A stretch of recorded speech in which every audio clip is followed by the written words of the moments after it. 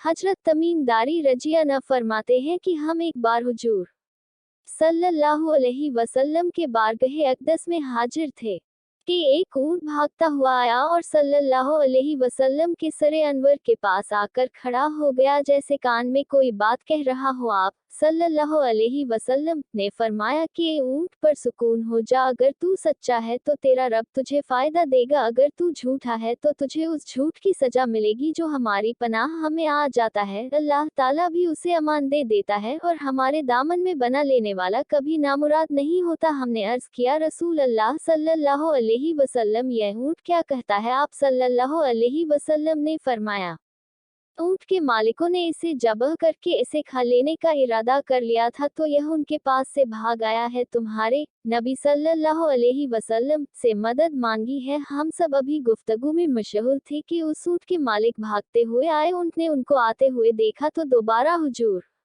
सल्लल्लाहु अलैहि वसल्लम के सरे मुबारक के पास खड़ा हो गया। अब आप सल्लल्लाहु अलैहि वसल्लम के पीछे छुपने लगा।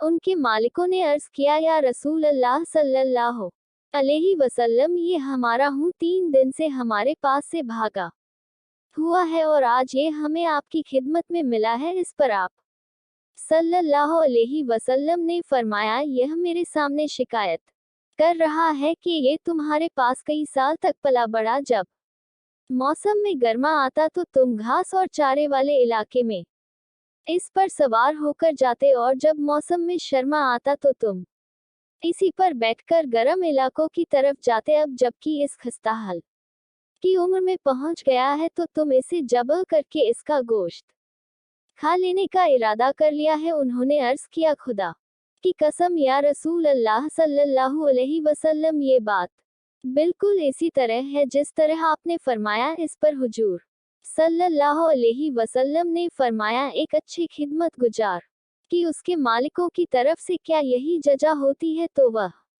अर्ज गुजार हुए कि या रसूल अल्लाह सल्लल्लाहु अलैहि वसल्लम, अब हम ना इसे बेचेंगे और ना ही इसे जबह करेंगे। उसके बाद आप सल्लल्लाहु अलैहि वसल्लम ने उस ऊंट को कुछ दरहम में खरीद लिया और फरमाया कि ये ऊंट जा तू अल्लाह ताला की रजा की खातिर तू आज़ाद है। उस ऊंट ने हुजूर सल्लल्लाहु अलैहि वसल्लम के सरे मुबारक के पास अपना मुंह ले जाकर कोई आवाज दी तो आप सल्लल्लाहु अलैहि वसल्लम ने फरमाया, आमीन।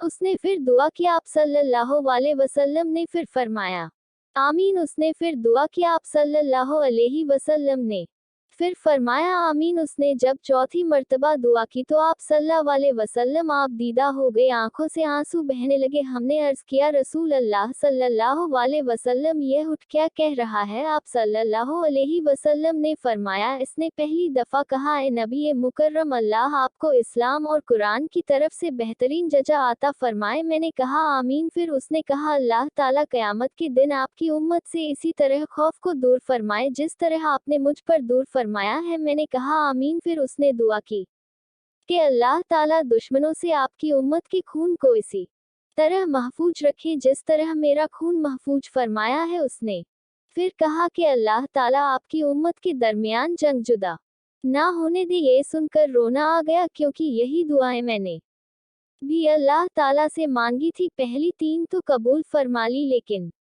आखिरी दुआ से मना फरमा दिया जब जिब्राइल अलैहिस्सलाम ने अल्लाह ताला की तरफ से मुझे खबर दी है कि मेरी यह उम्मत आपस में जंग करके फना होगी। जो कुछ होने वाला है कलम उससे लिख चुका है। मोहतरम हजरत नबी करीम सल्लल्लाहु अलैहि वसल्लम के हदीस मुबारक में जो लिखा है आज वह बिल्कुल सच नजर आ रही है। आज के दौर पर नजर दौड़े तो हम देखते हैं कि मुसलमान किस तरह एक दूसरे के खून के प्यासे हैं, एक दूसरे को किस तरह कत्ल करने को तैयार हैं, फिरका वारियत के नाम पर एक दूसरे की जान के दुश्मन बने हुए हैं। जितना नुकसान मुसलमान का किया है उतना शायद काफिरों ने मुसलमान का नहीं किया। हमें चाहिए कि हम अल्लाह ताला की रस्सी को मजबूती से थाम ले, फिरका वारियत को खत्म करें, एक उम्मत बन जाए और आपस की नफरतों को खत्म कर दे। मुसलमान का भाई है, आपस में प्यार और मोहब्बत से रहे। अल्लाह ताला हम सबको समझने और नेक बनने की तौफीक अता फरमाए, आमीन।